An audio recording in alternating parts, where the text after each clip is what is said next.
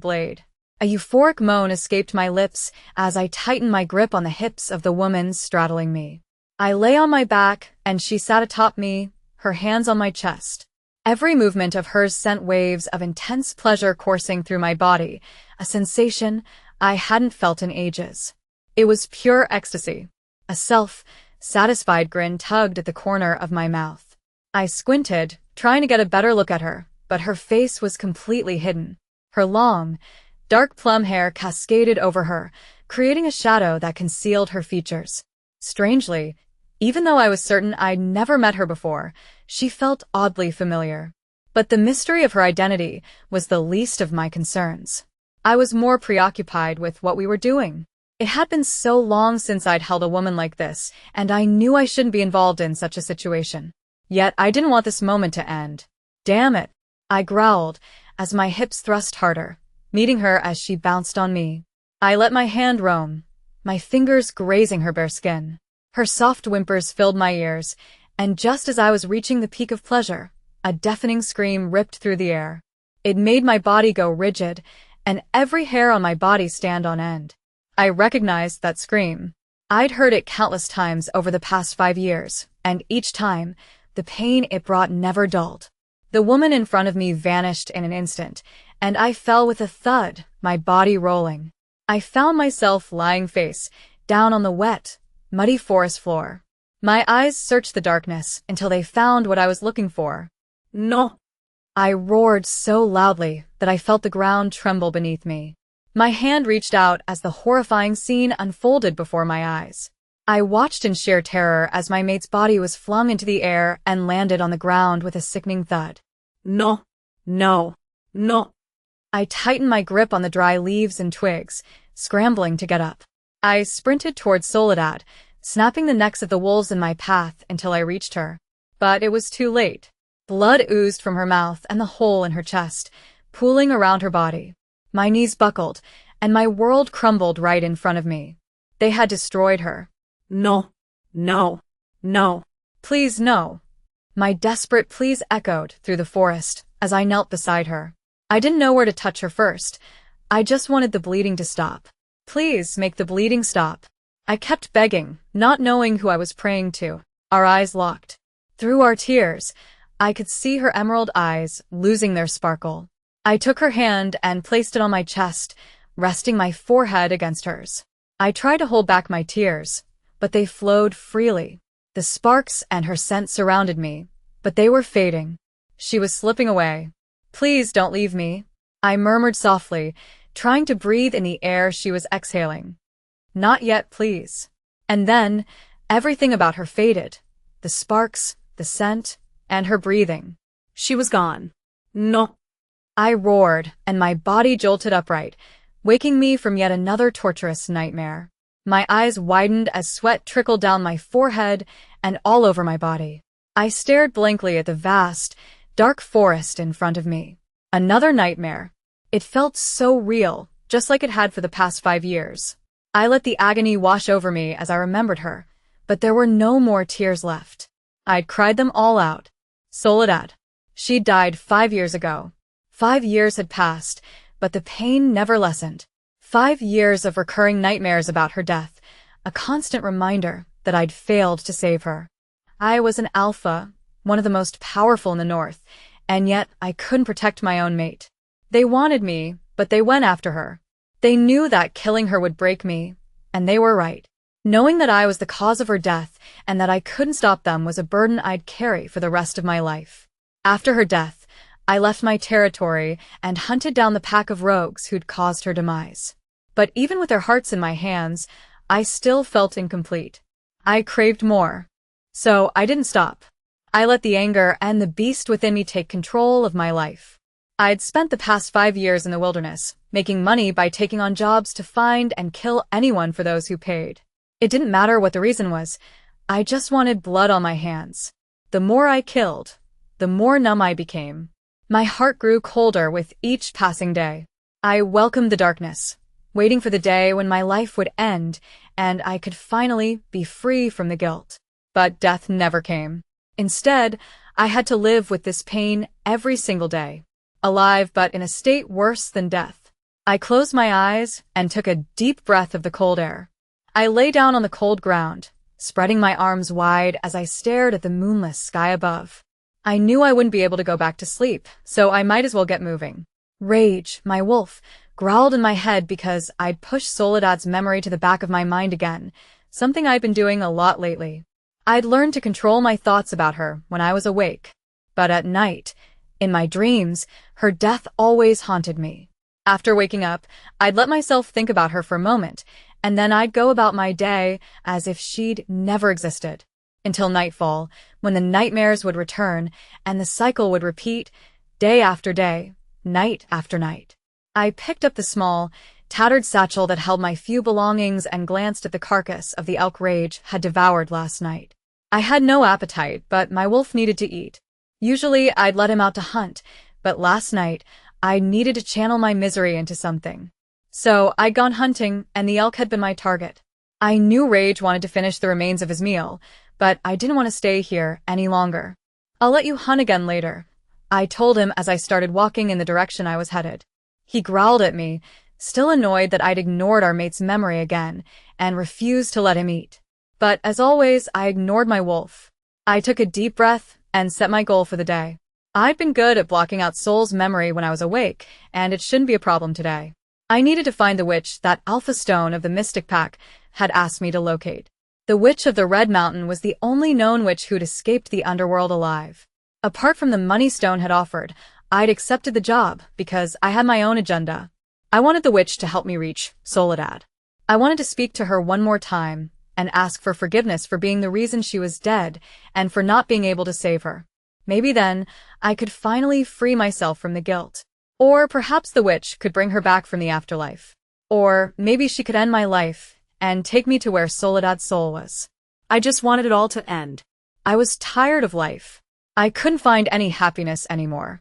The only satisfaction I felt was the presence of blood on my hands. I shook my head at my own thoughts. I grunted and continued walking. A part of me hoped the witch was powerful enough to do what I wanted. Only 10 more kilometers until I reached the place where they'd last seen the witch. 10 kilometers and I'd get my answer. My mind went blank, and I just let my feet carry me forward when another thought popped into my head. There'd been another woman at the beginning of my nightmare. It had never happened before. Who was she? I was sure she wasn't Soledad. My mate was tall and slender, while this woman was much smaller for my frame. I couldn't see her face, but I remembered her long, straight, dark plum hair. She felt so real, and I couldn't deny that I'd enjoyed the sparks and pleasure she'd brought, even if it was just a dream. But no matter how hard I tried to search my memories, even those before Soul came into my life, I was certain I'd never met her. There was something about her that intrigued me, but I couldn't put my finger on it. My heart ached with pain. This was wrong. I shouldn't be thinking about another woman and disrespecting Soledad's memory. I shook my head to get rid of her image and continued walking through the dense forest, making my way up the mountain. The sun had risen by the time I heard a sound other than the chirping of birds and the snapping of twigs under my feet. Running water. It had been days since I'd had a bath. Although the dirt and my smell never bothered me, I knew I needed a cold bath this morning. Because no matter how many times I tried to push the thoughts of the purple-haired woman out of my head, they kept coming back. Her moans echoed in my ears, and against my will, she was making me hard. I needed to cool down. I hadn't lusted after another woman in the past 5 years. This was a first for me, and I was starting to think I was going crazy. The sound of the waterfall grew louder, and I quickened my pace, taking off my shirt as I walked, leaving my chest bare. It was autumn, but the crisp, cold air of the north didn't bother me. I was used to it. Even in the middle of winter, deep in the snow, the cold never affected me. Rage started pacing and growling in my head, but he wouldn't tell me what was bothering him. My wolf could be uncontrollable at times, but he usually didn't keep his thoughts from me. He'd always tell me if I was being an idiot, and it annoyed me that he couldn't tell me why he was so agitated. I kept snapping at him to communicate until the smell of the frosted forest and cinnamon filled the air around me, and it began to calm my senses. It calmed my wolf, too. It wasn't winter yet, so it was strange that it smelled like this on this part of the mountain.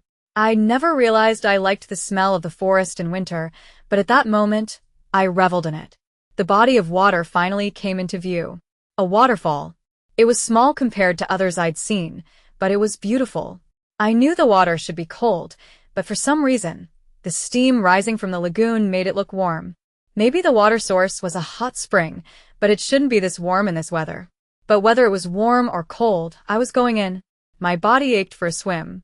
I threw my satchel on top of a large boulder, along with my shirt, and then pulled down my pants, leaving myself completely naked.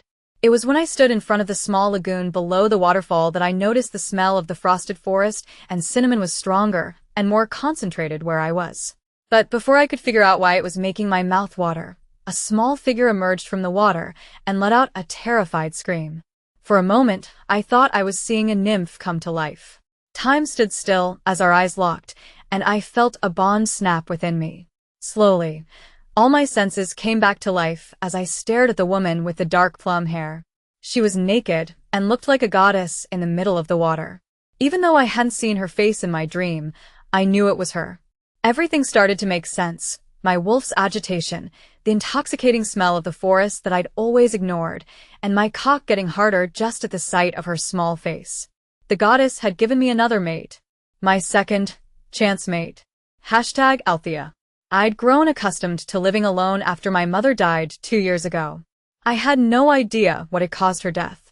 I'd searched for her stopped for 2 days in the forest of the Red Mountain, and finally found her, not breathing, on the cold forest floor. My mother would never leave me for more than 24 hours without telling me. This time, she'd said she was going to gather herbs at the east end of the mountain and would be back before nightfall.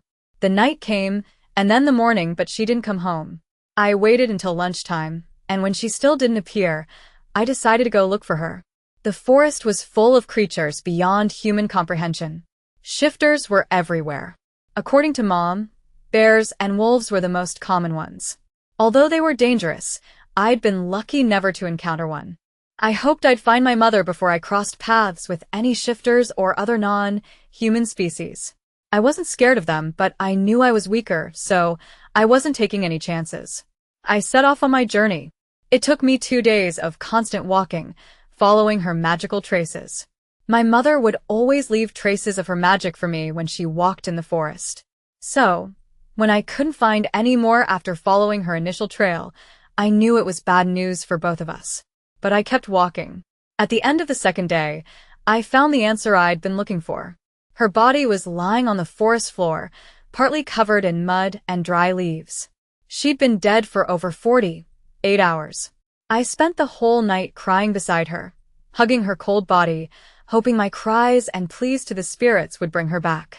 But it was no use. My name is Althea Vitali, a solitary, light witch. My mother had taught me many magics and spells, but none of them were about bringing the dead back to life. It was against the laws of nature. But I wished I'd learned more about it because at that moment I just wanted her back, and I didn't care if I broke the rules. I'd had no one but her. I'd never met my father. I didn't even know his name. Mom had told me she'd lost contact with him before I was born and thought it was better that I didn't know who he was. I was okay with that. I had my mother, and I thought I'd be fine. So when my mom died, my world fell apart. But slowly, I'd learned to accept that I'd be alone in this life. I was 16 at the time. For 2 years, I'd lived in isolation. I could count on my fingers the number of times I'd gone down the mountain to the nearby city to buy things I needed. Mostly, I used the things around me to survive. So far, I was doing okay. I had no complaints. I was thriving with nature. I splashed the water around me, giggling happily. I was in a small lagoon under a beautiful waterfall, 2 kilometers from my small cabin.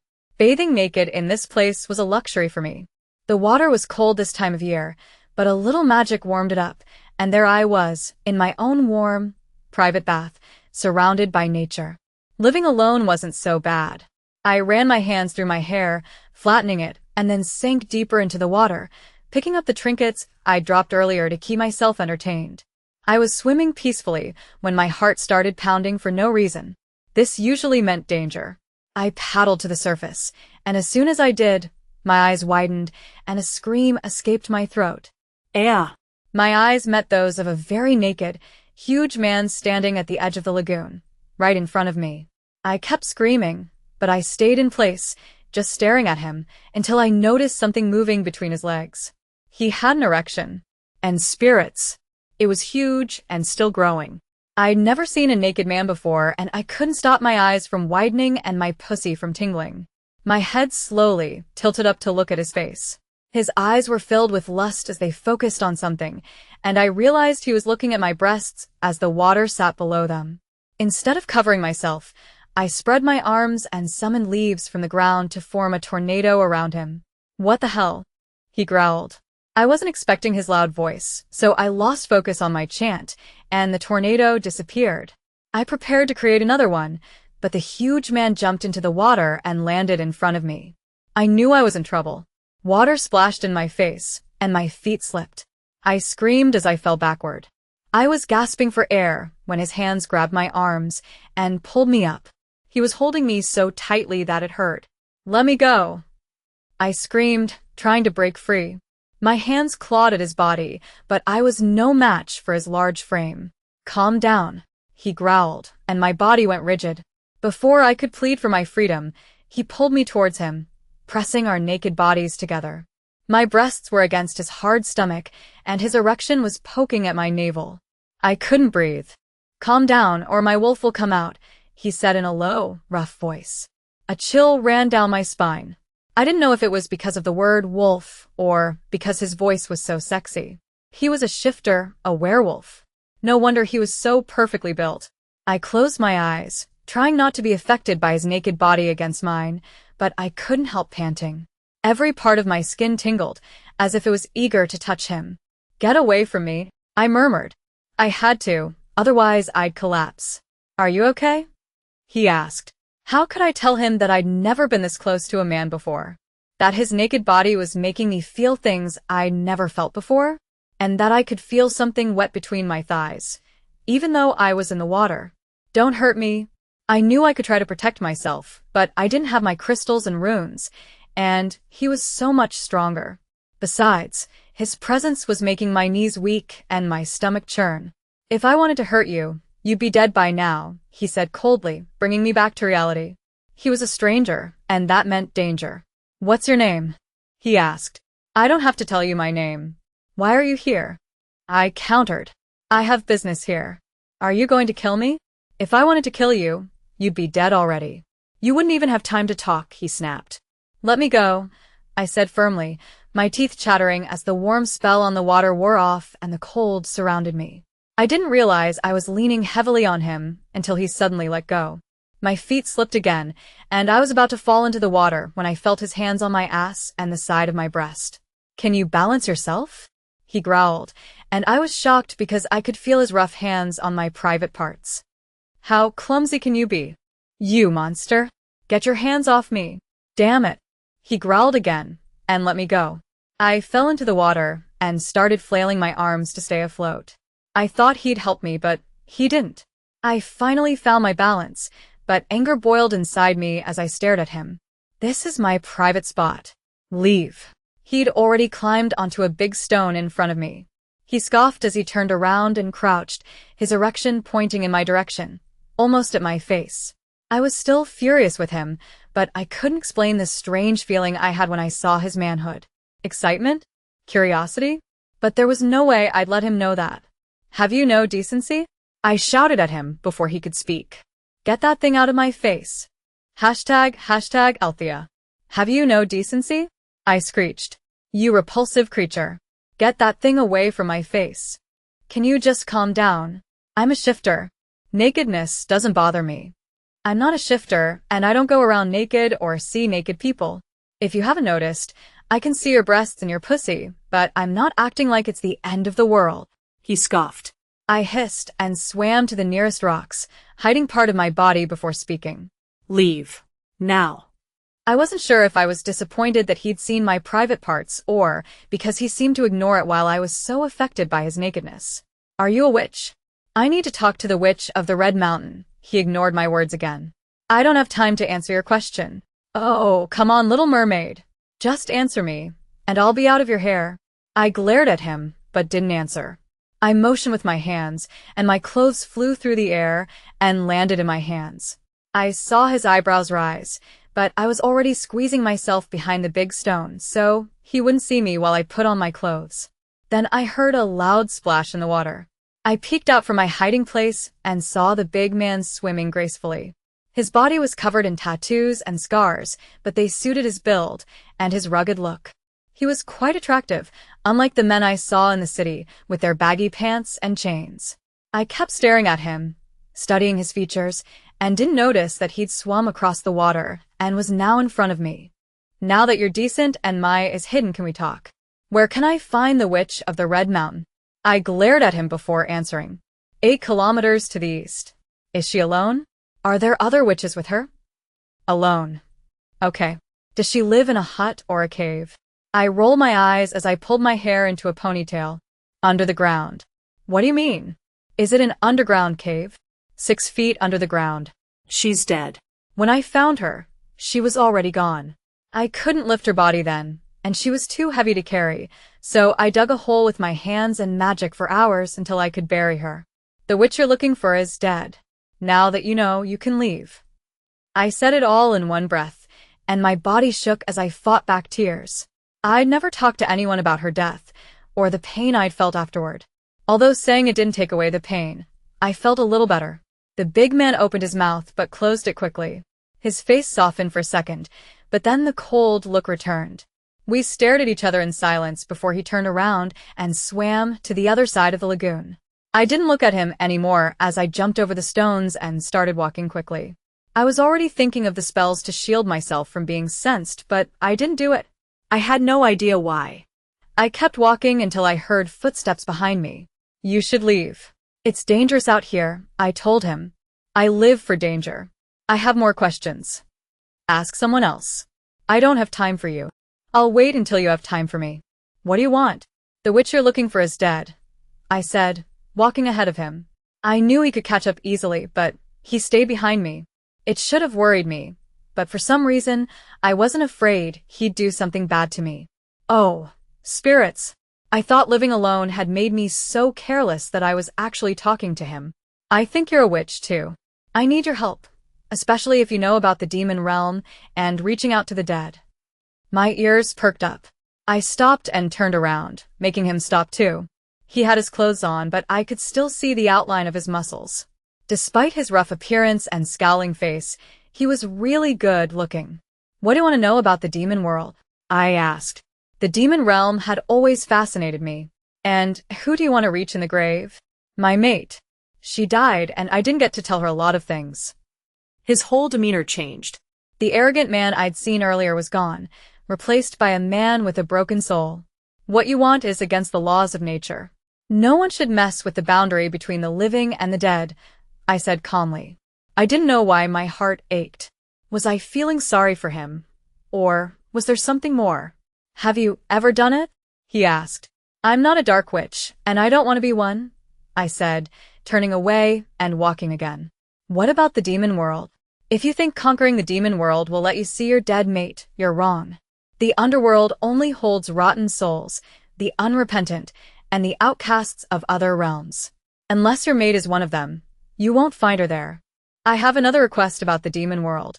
It's safer if we go to your place so no one can hear us talk, he replied. I don't trust you.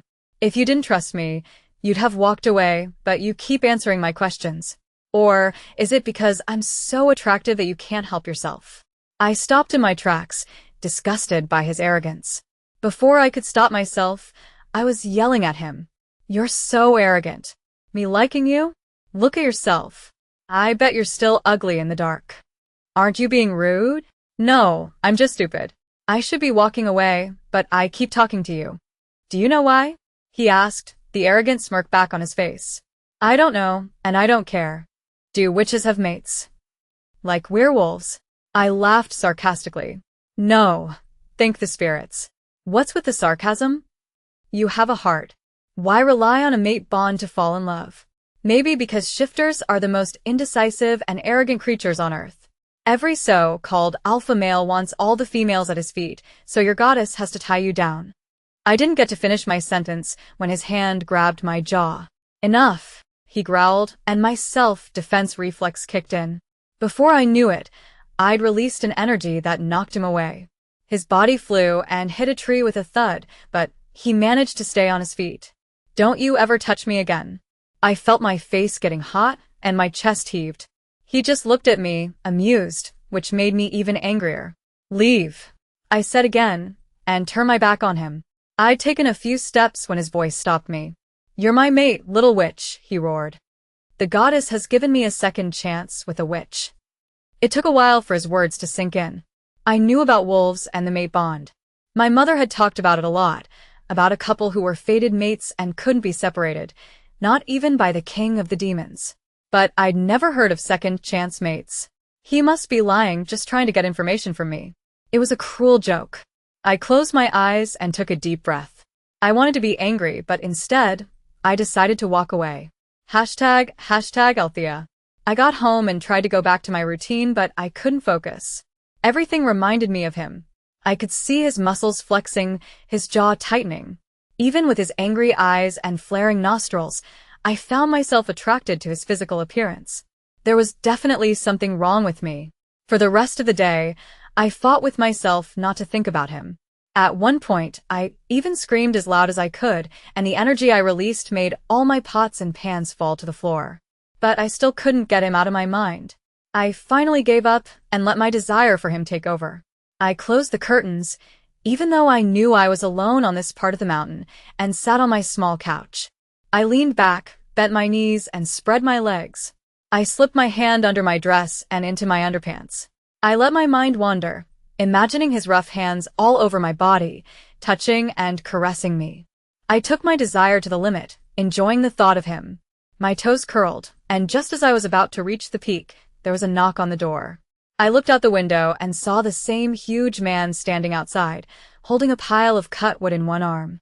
I wanted to tell him to go away, but my desire got the better of me, and I rushed to open the door. "If you're here to ask me to bring your mate back, you're wasting your time. I won't help you." Instead of answering, he sniffed the air, and a crooked smile appeared on his lips for a second. If he smelled something, he didn't say anything, and I was relieved because I was already blushing with embarrassment. "I brought you firewood. I saw you take only a few pieces from your shed, and when I checked it was empty. So I went to cut some wood," he said. I looked at the wood, and then up at his face. "Are you stalking me? Can we deal with this later?" he asked, annoyed. I should have told him to go away, but my actions were different from my thoughts. I opened the door wider and let him in. He walked to the fireplace and dropped the wood on the floor. He crouched down and started arranging the wood in the fireplace. I was looking at his broad back when I noticed the soles of his boots were covered in mud, and he was already leaving it on my floor. I could clean it with magic, but I preferred to do things the normal way if I could. He turned around and must have seen the look on my face because he frowned. "It's just mud. It can be cleaned." Did I say anything? I retorted, annoyed by his tone. "Your face said it all," he grunted and walked towards the door. "You're welcome. Good night." Wow. But instead of slamming the door in his face, I decided to be nice. "Do you want to eat? I think I have enough food for two." "I'm not sure how much you eat, but I think it'll be enough to warm your stomach," I said quickly. "How old are you?" he asked instead of answering. 18. His shoulders slumped, and he started walking away again. I was annoyed that he ignored my invitation after I'd tried to be nice. Without thinking, I picked up one of my clogs and threw it at him. It hit his head with a thud, and he growled as he slowly turned around. "What the hell was that for?" he almost roared. Instead of being scared, I stood up bravely, hands on my hips. If he attacked me, I could shut the door and put a spell on the house to keep him out. "I just invited you to dinner, food I worked hard to make, and you ignore me. Isn't that what you did to me? I ask you questions and you never give me a proper answer," he snapped back. "I don't even know if I can trust you. You don't trust people easily, but you spread your legs and touch yourself without closing the windows. Everyone could see you. And then you invite me in for dinner? If I can't be trusted, why are you inviting me in? Do you always do this? Invite strange men into your house?" I gasped, horrified by his words. "And then you invite me for dinner? So, if I'm not trustworthy, why let me in?" In a few steps, he was in front of me, towering over me. Do you usually do this? I hate you, I yelled, my eyes filling with tears from his rudeness. I pushed him with all my might, using my magic. His body flew out of the house and landed on the ground. I quickly shut the door with a spell before he could get up. My hands clenched into fists, and my chest heaved. I didn't know how I felt. I couldn't understand myself. I was used to feeling happy or lonely, but this man was making me feel angry and frustrated. And yet, I still lusted after him. I was usually good at controlling my emotions, but now I was out of control. I bit my lip and tried to calm down, praying to the spirits to help me. I was counting to 10 when I heard another knock on the door. What do you want? I asked sharply. Is the food still available? His voice was calmer. I threw it away. How about water? I promise I won't make you angry again. I slowly unclenched my fists but didn't move or answer. I'm soda. Those words were uncalled for, he added. I knew I was being stupid, but I opened the door. My name is Blade. What's your name? He said as soon as he came into view. Althea. I'm 30 years old. And I'm not lying when I say you're my second chance mate. My wolf is mad at me for making you angry, but I don't know what to do with this bond. Of course, he didn't want me. Didn't he want his first mate back? My first mate died 5 years ago. You're my second chance mate, Althea. But maybe the goddess made a mistake, because you're too young for me. I heard his words, but all I could think about was him saying I was too young. He didn't want me. It didn't really matter to me. I didn't want him either. I closed the door in his face again, slowly, not knowing what to say. But I could still feel his presence outside. A minute or two passed and no one moved. I finally opened the door, and he was still standing there, not having moved an inch. Our eyes met, and he took a step forward, our bodies touching. His hand cupped my chin, tilting my head up as he leaned down, his warm breath on my skin. Althea. His voice was rough, sending shivers down my spine and making my pussy tingle. He was so close. Too close. I wanted to kiss him. Hashtag Althea. He was so close. Too close. I wanted to kiss him. There was definitely something wrong with me. This relationship was impossible from the start. He was too old for me. He had a terrible temper. He was a werewolf. And he was still in love with his first mate. My hands reached up to his hand on my chin and gently removed it. I looked away, breaking the spell between us. The food will get cold if we wait any longer, I said softly. I didn't want to fight with him anymore. Having him so close made me weak. It was a bad sign. He was making me vulnerable. Right. Let's eat. I'm starving. The last two words came out like a low growl, and my traitorous body responded to the sexiness of his voice. It was hard to sit still in front of him, but I managed to get through dinner without arguing. He was also polite. We were both on our best behavior, but I could tell he was as uncomfortable as I was. At least the dinner was peaceful. We talked about what I knew about the demon world, and why he'd been sent to find my mother. Since she was gone, Blade thought I was the next best option. I wanted to tell him that although I knew a lot about the demon realm, I wasn't an expert in spells and magic. But I didn't want him to know that. He'd said I was too young, and admitting I wasn't a powerful witch would make me seem weaker. So, I put on a tough act and pretended I knew what I was doing. After the conversation, I expected him to talk about his mate and why he wanted a witch to contact her. But he didn't. There were also many things I wanted to ask him about us and the mate bond, but he didn't seem interested, so I didn't ask. After dinner, he said goodnight and was about to leave when I found myself offering him the extra room in the house. Again, I was doing things that I knew were wrong. I gave him my old room, and I stayed in my mother's room, which I'd moved into after her death. The bed was small for him, but I thought it was better than sleeping outside in the cold. I sat on my bed, holding the biggest blanket I could find, knowing there was nothing in his room. But instead of going to him right away, I took my time thinking. He'd said his first mate died 5 years ago. So if I was his mate too, what did that make me? A replacement? I sighed deeply and slumped in my seat. I'd always hoped to find true love like in the romance novels, but it seemed like that was just a dream. Maybe true love didn't exist. All I had was a mate bond, and, to make it worse, I was just a substitute. I'd never have had him if his first mate hadn't died. There was nothing special about me. And even with the bond, he still didn't want me. Maybe it was time for me to meet other people. Or I'd end up growing old alone. I thought I was okay with that, just reading novels and falling in love with the characters. But meeting Blade made me realize how much I was missing. I liked the warmth and security his presence gave me. If he couldn't give that to me because I was too young or because I wasn't his original mate, then maybe I should find someone else who could. Maybe accepting his offer to go to the Mystic Pack was the right thing to do.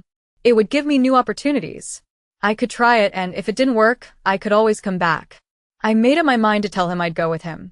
I stood up, holding the blanket, and went to his room. I knocked 3 times, and when he didn't answer, I pushed the door open. I froze in my tracks. Blade looked at me, and my mouth fell open. A few seconds later, something shot out of his hard cock that he was holding. Did he just masturbate in my bedroom? My eyes moved from his huge dick to the floor, where his cum had dripped. He chuckled. "I'll clean it up." "How could you?" I asked, still in shock. "You're the one who didn't knock." "It's my home," I shrieked. "I'm a man. I have needs." He snapped back, then pulled up his pants and buckled them. He grabbed the pillow, took off the case, and wiped the floor with it. My mouth opened wider in horror. "You didn't just wipe it with my pillowcase." "I just did." "You're disgusting. Just throw it in the washing machine and clean it." "I don't have a washing machine." "Use your magic to clean it then. You clean it yourself." I yelled, my face red with anger. I felt violated, even though I'd entered his room without permission. A smug smile appeared on his lips as he held out the stained pillowcase, making me step back. "I was thinking of you and I came when I saw you at the door. So, it's your fault I made a mess." "Bastard," I hissed, throwing the blanket at his face. I left his room, slamming the door behind me, and went straight to my bedroom. I was sure my face was bright red with embarrassment.